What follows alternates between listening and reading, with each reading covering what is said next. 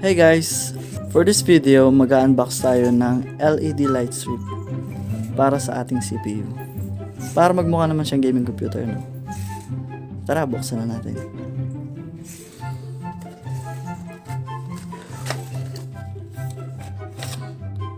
Tape. Double-sided tape yata to. Then, it's your power supply. USB power supply, then remote,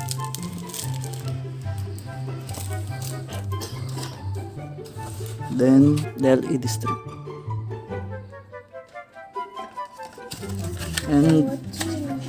and the manual.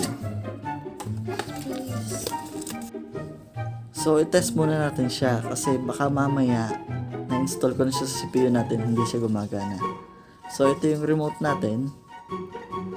Try natin i-on yung LED lights natin. Naka-plug in na siya sa USB port natin. So, pwede natin siyang i-on. On natin. Press on. Ayun. Gumagana siya. So, check natin yung mga ilaw niya. Red. Yun. Green. Blue. White. Ayan, okay naman siguro siya. Ito yata yung pampataas ng brightness niya. Try natin.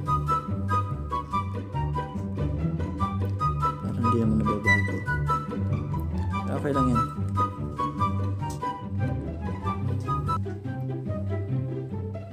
So, install natin. Off.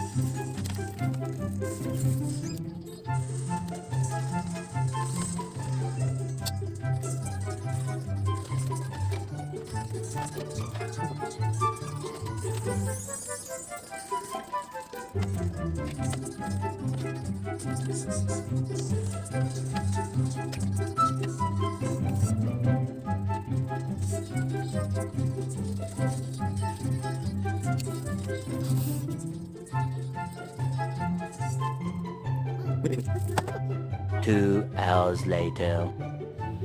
Ito guys, nung na-install ko siya, nilagay ko siya sa purong gilid ng CPU.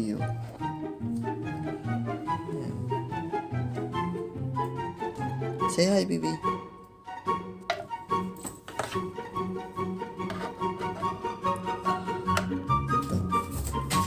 Then, tingnan natin kung ano magiging result niya.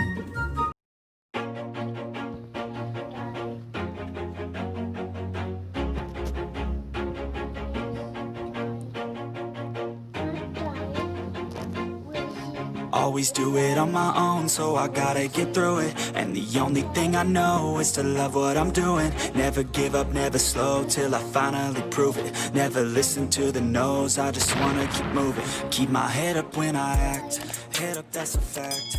Never look back, I'm